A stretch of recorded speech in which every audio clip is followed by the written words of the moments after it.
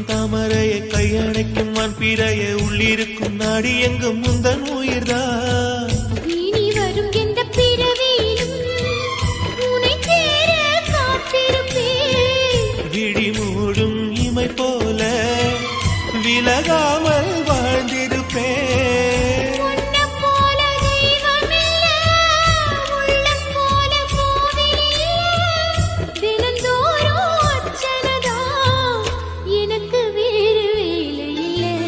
நன்றி சொல்ல உனக்கு வார்த்தை இல்லை எனக்கு, நான் தான் மயங்குறேன். என்னுடைய மனசும் ஒன்றாய் சங்கமம்